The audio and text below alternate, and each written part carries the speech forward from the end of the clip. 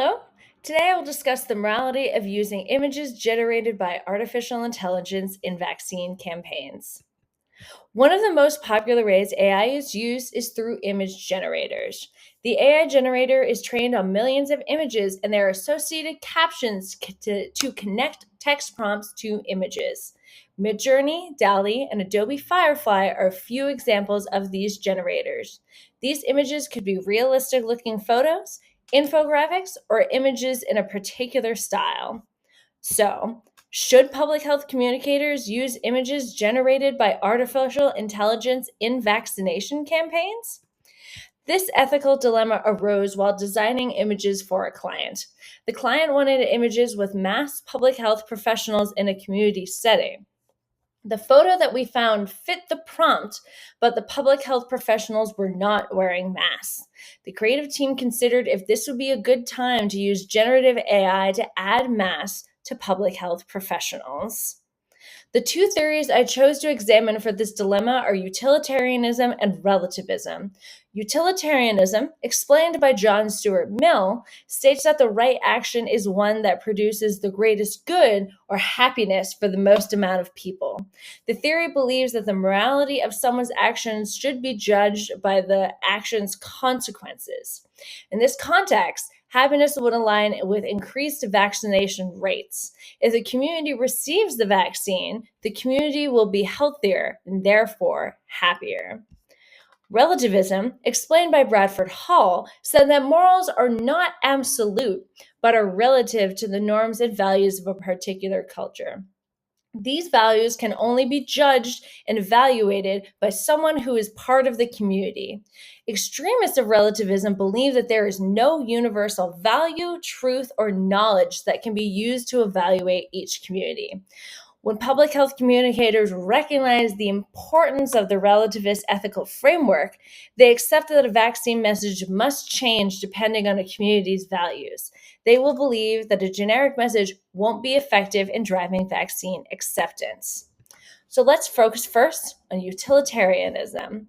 How does choosing to use AI-generated images in a vaccine campaign reflect the values of utilitarianism? The theory again tells us that the morality of an action is dependent on an action's consequences. Rachel's, in Elements of Moral Philosophy, explains that nothing else matters except these consequences. When public health communicators create AI-generated images based in universal values, communities are likely to resonate with the message and are more likely to receive a vaccine. Since the consequences of using AI-generated images to promote vaccines would make the community healthier, utilitarianism would claim that using AI-generated images is moral. However, using AI-generated images in vaccine campaigns can violate the theory of utilitarianism. Utilitarianism, again, is focused on creating the most happiness. The theory tells public health communicators that they have an obligation to create images that would increase the most happiness in a world. This can be difficult as AI-generated images can be incredibly polarizing. Even if the image is identified as AI-generated, it can create divisions in the community. Since using AI-generated images could cause unhappiness, utilitarianism may think that using AI-generated images in vaccine campaigns is immoral. There are ways that avoiding using AI-generated images in a vaccine campaign reflects the theory of utilitarianism. Utilitarianism may paint a community with a broad brush and assume that every community shares the same values. At its core, utilitarianism suggests that there is one principle that brings all communities together. This devalues the uniqueness of a community. AI-generated images based on these generalizations could produce images that are ineffective or offensive to the community. These offensive messages could create distrust and fear of the vaccine. Finally, avoiding AI-generated images can violate the theory of utilitarianism in a vaccine campaign. The issue lies in creating the most happiness of a community. If the AI model has not been trained to understand the values of the community, it may not be able to generate images that effectively encourage vaccine acceptance. Public health communicators may focus on getting their message out instead of ensuring the messages connects with the community. This can instill confusion and skepticism, which could lead to avoiding the vaccination. Public health communicators would not be involving the happiness of the community in their decision, rejecting one of the three propositions of utilitarianism. Multiple positives emerge by using utilitarianism to justify the use of AI-generated images in a vaccine campaign. The Great Happiness Principle, explained by Mills, says that actions are right if they increase the total happiness in the world. What is considered happiness can change depending on the end goal of the campaign. For vaccines, happiness would be equated to increased vaccination rates. It is also explained that we must treat each person's happiness as equally important. Public health communicators can use AI image generation programs to quickly create relevant images promoting vaccine acceptance to multiple communities. When these messages result in high vaccination rates, public health communicators would consider their actions moral.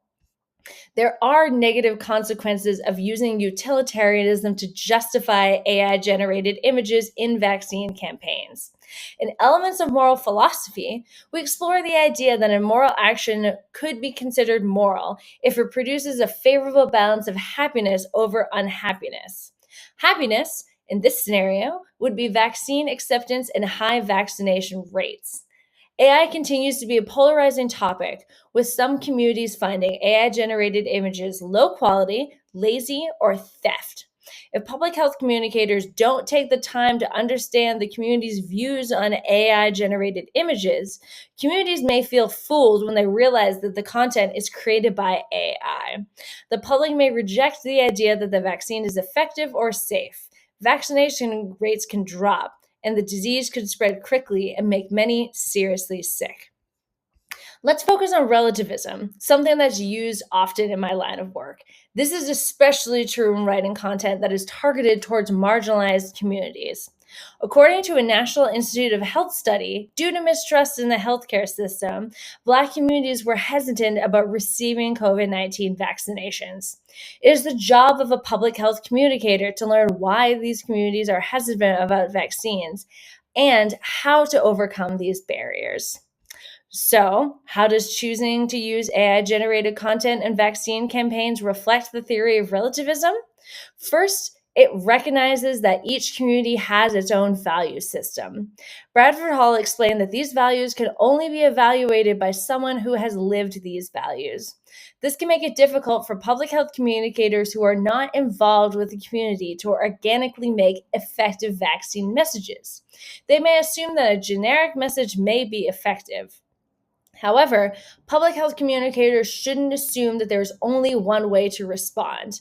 By using the theory of relativism to recognize the specific values of a community, the images will be more effective in encouraging a community to get vaccinated.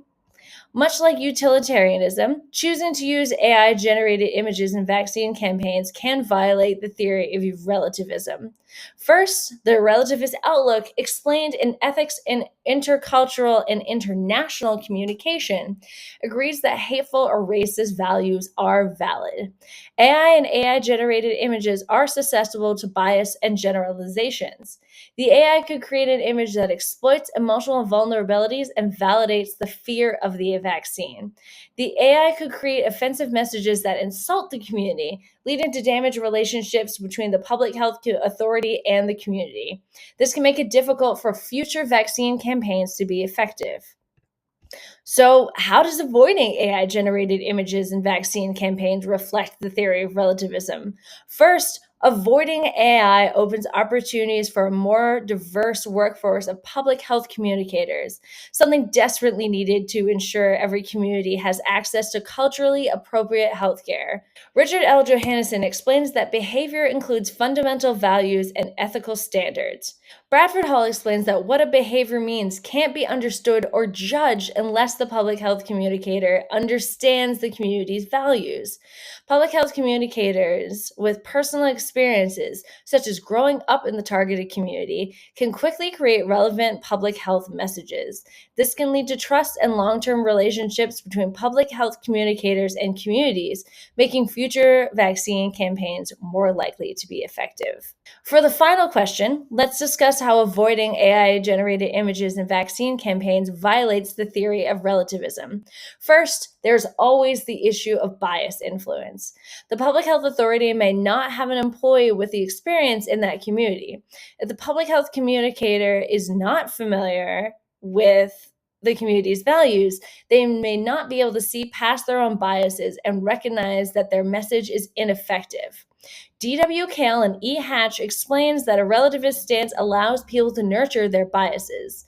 This allows public health communicators to be comfortable in their biases and assume that they know what is best. R. Saharna explains that PR executives, including public health communicators, may not even be aware of their own biases. These biases can lead to brushing off the values of communities because they think they know what is best. Communities can feel overlooked when they raise concerns about the effectiveness of their message. They may create messages that end up harming the community. Now, let's review the positives of using relativism to justify the use of AI-generated images in vaccine campaigns. Johannesson explains that shared values are felt deeply and create feelings of unity, cohesion, and community. When AI-generated images are created with the values of a community in mind, it can bond a community together. These messages can create a feeling of unity and make people believe that by getting vaccinated, they are protecting their community. We saw this in many COVID-19 vaccine campaigns, where the messages were based on protecting older and medically fragile family and community members. By learning stories of acceptance and defeat, public health communicators can create AI-generated images that foster a sense of community and belonging after receiving a vaccine. However, negatives do come with using relativism to justify the use of AI-generated images.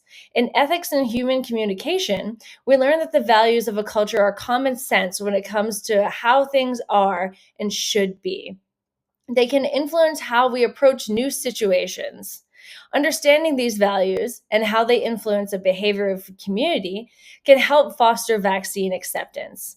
A National Institute of Health study found that basic messages only increased COVID-19 vaccine acceptance by 8% in hesitant individuals, while digital storytelling workshops and personalized digital health interventions increased vaccine confidence by 25%.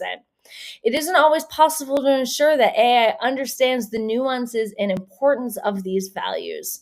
If public health communicators are unfamiliar with where to obtain information about the community's values, they will be unable to create a prompt that will produce an effective images that promote vaccine acceptance. We learn in ethics and human communication that communicators must consider that Western values may be the model. This makes it difficult for the AI program to grasp that Western values are not always common. These generalized images are more likely to increase vaccine hesitancy. The internal creative team chose to avoid producing AI-generated images and using generative AI for our clients. This is the best ethical choice for multiple reasons. First, relativism shows that a community's values can change based on their lived experiences, as well as multiple socio and economic factors.